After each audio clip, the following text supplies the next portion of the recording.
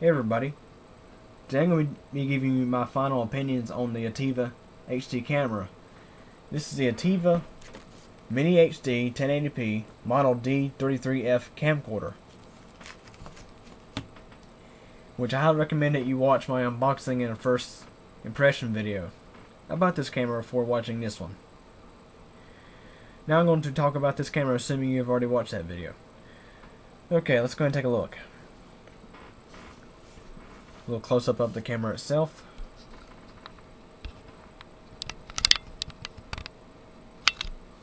We have our SD card slot on top. This camera can accept up to a 32GB SDHC card. You have your normal and macro mode toggle switch right here. In other words, this is your manual focus switch. Here's the front of the camera. Even has a powerful light for night shooting, which is pretty cool. It also has the compartment for the battery, which is a lithium-ion battery. This here is where the tripod screws into the bottom of the camera. On the back here, we have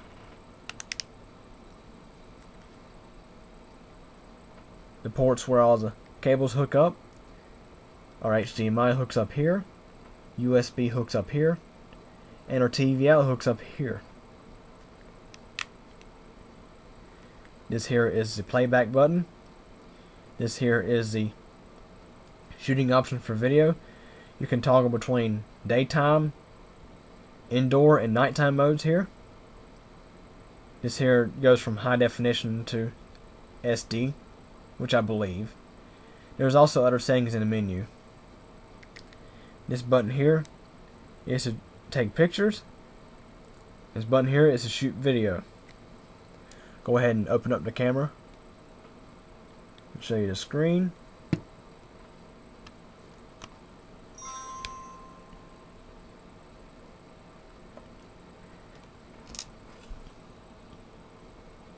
The camera itself has a pretty nice user interface here. Go ahead into the menu. Here is your resolution. You can toggle between 1080p to 720p to WVGA, VGA, and QVGA. Here's image stabilization, which is turned off by default. It is digital. Here's motion detection. It is turned off by default. Here is picture options. Your resolution. You have standard, low, and high. Your self timer, which is either off or on, and this is a 10-second timer. Scene options: auto, skin, night, backlight, black and white, classic, negative, and auto. White balance, daylight, fluorescent, tungsten, and back to auto. ISO, you have auto, 800, 1600, and back to auto.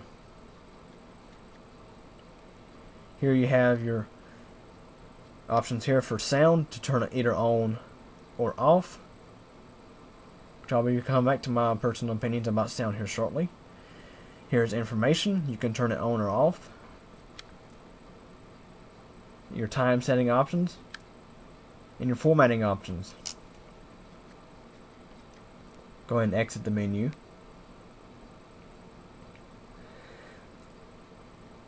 The thing I can say about this camera is, in terms of video quality, I mean what you see with your eyes, this camera does pretty well. It shoots 1080p at 30 frames per second, and it's quite crystal clear in terms of video. However, the sound quality, I am highly disappointed.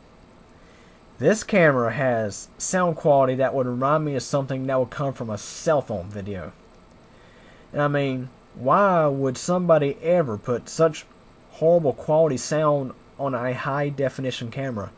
This would have been a great ideal camera, but the sound quality just really drags it down. Okay, now I'm shooting video with the Ativa camera, and as you may hear, the sound quality is quite terrible for a high definition camera. The video quality is pretty clear. I mean, the camera can do up to 1080p. I got it in 720p right now. But the video quality is great, I could say. But the audio quality is just not there. It's mono. Sounds like a cell phone. Anyways, we'll go ahead and take a look here at the DXG camera. Give you a little look around at it.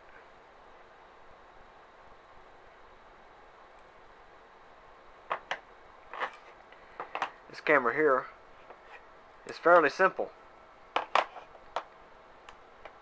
You just turn it on,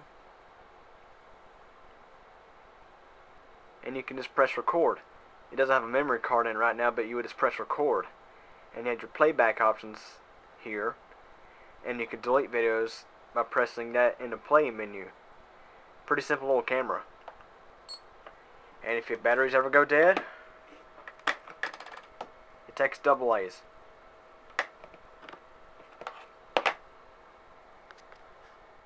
The DXG camera has your TV out connections, which, by the way, you notice here, we have 2 channels stereo in your composite video. And we also have a set of component cables for viewing on a high definition TV. Component cables are the only required cable for this camera since it's 720p.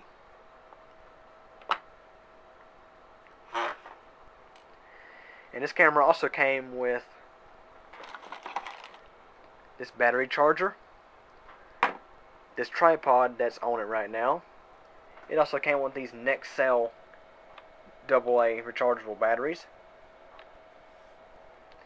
It also came with a 2GB SD card, and it included the manual, the driver CD, that sort of stuff. Pretty decent package, all for $65. Normally $130, I believe, something like that. Let's go ahead and take a look at what's included with the Ativa camera. Which, by the way, this Ativa camera is a rebranded Toshiba Camileo S10, which is not actually sold in the United States. However, it is sold in other countries in the world. So, you guys out there may be familiar with this camera's sound problem. I have looked it up, and it also applies to the Toshiba lineup of the camera. Anyways, let's go ahead and take a look here. We have an included Hdmi cable to hook up to a 1080p television. It'd be good to watch the 1080p video on, but the sound quality is not going to be too well. Let's take a look here at this cable. This is the TV out cable. This side plugs into the camera, and this side here plugs into the TV. Let's take a look here. You'll notice you have your composite out to the TV, but notice there's something missing. Yeah, that's right. There's only one audio cable with this set of cables. Complements this camera's mono audio really well, don't it?